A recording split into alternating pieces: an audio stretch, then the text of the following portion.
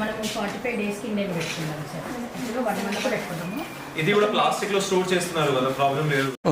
So మనము ఏం చేస్తున్నాము, ప్రతి స్కూల్లో ఈ బాటిల్ ఇవ్వడం జరిగింది. మన రూరల్ వాటర్ సప్లై దగ్గర ఉంటుంది, వైల్ అంటాము, H2S టెస్ట్ వైల్ అని. దాంట్లో బ్యాక్టీరియాస్ ఉంటాయి అన్నమాట. సో మన పిల్లలు, మన స్టాఫ్ ఏదో వాటర్ వాడుతున్నారు వంట కోసం, తాగునీటి కోసం. ప్రతి స్కూల్లో ఇది ఇచ్చేసి మనము వాళ్ళకి 24 hours ఉంచాలి అనమాట. For example every second Monday చేస్తున్నాము, వారంకి 2 సార్లు చేస్తున్నాము. దీంట్లో వాటర్ ఉంచితే 24 hours తర్వాత ఒకవేళ అది నల్లగా మీన్స్ బ్లాక్ అయితే that water is not fit for consumption అనమాట, అంటే హ్యూమన్ కన్జంప్షన్ అనమాట. అలాగా మొత్తం బ్యాక్టీరియల్ టెస్ట్ చేసి అప్పుడు మనము వాడుతున్నాము అనమాట. సో ప్రతి జిల్లాలో వీ హ్యావ్ పర్చేస్ 12,000 వైల్స్. మనకి 1000 స్కూల్స్ ఉన్నాయి, ప్లస్ ఒక 100 రెసిడెన్షియల్ స్కూల్స్ కావచ్చు, కేజీబీవీ హాస్టల్స్ కావచ్చు.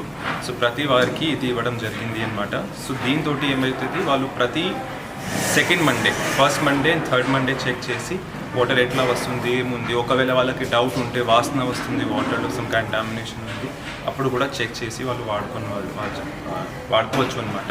ఇలాగా మనము ఇచ్చింది ప్రతి స్కూల్లో.